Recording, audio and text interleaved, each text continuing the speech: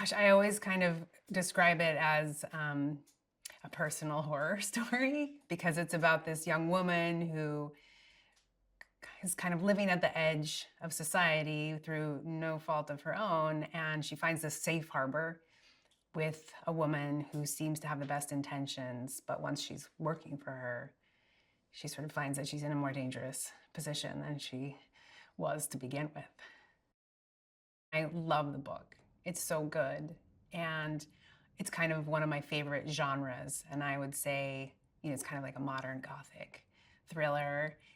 And I kind of like loved English class, in college. So I can draw a line from this book from Jane Eyre to Rebecca to Gone Girl to The Housemaid.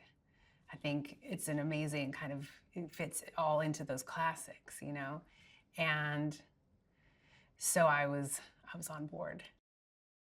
I actually the only conversation I ever had with Frida was like before I started, we had a Zoom. So we just talked about the book a little bit and yeah, we just got to know each other a little. And she's like, I trust you. I'm like, oh, thank you. I want to do right by your book. So that's kind of the only conversation we had. And then I think as we were getting closer to making this movie and the book had really blown up, people love the book. It's a huge, huge seller. I can't imagine writing something like that. People love so much.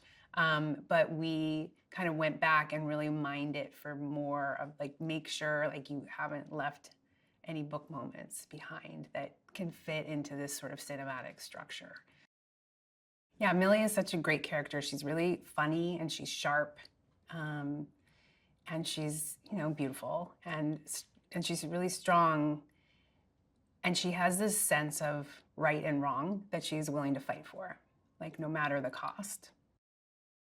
I love Millie. She has a very similar sense of humor to me. Sydney is she's just kind of embodies all those things. She's so beautiful, but she's also kind of got this steeliness, and I mean, she is Millie. When I'm like, oh yeah, that absolutely, it's perfect.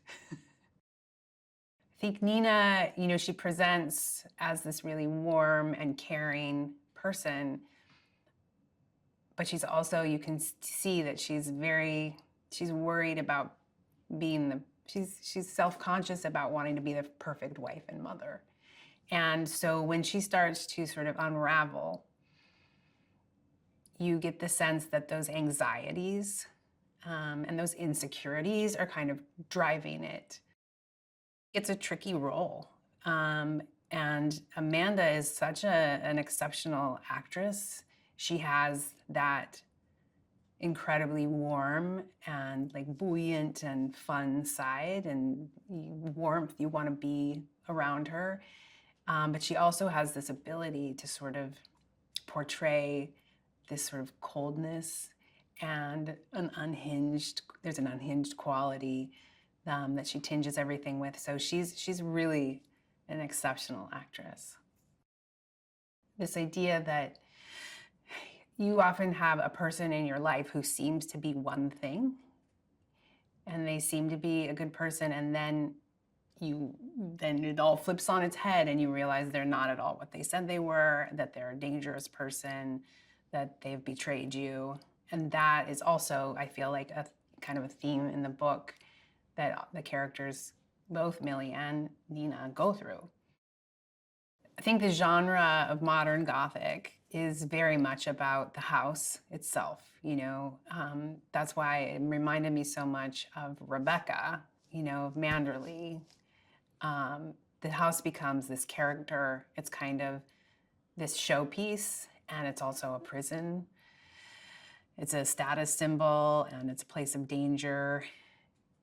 But it's not dark and gloomy. It's bright and sunny in a lot of spots. And so it's just this interesting sort of space to play in.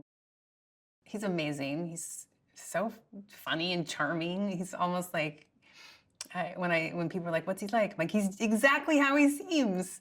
He's so lovely.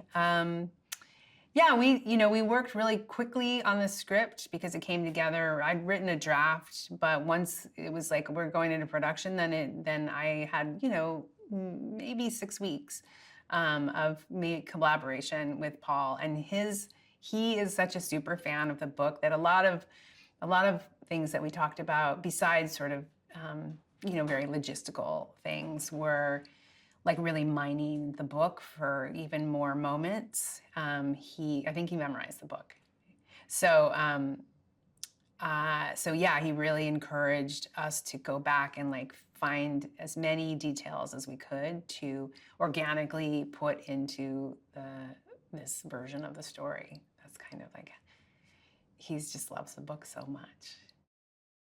It's a lot of things at once, which is amazing. It's scary and it's sexy and it's fun and it's funny and there's a sense of triumph at the end.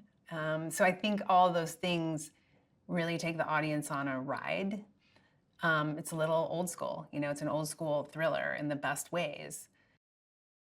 We've all had that boss who turns on us. We've all had that person who turns on us. We've all been desperate to keep a job. We've all been desperate to get out of a situation.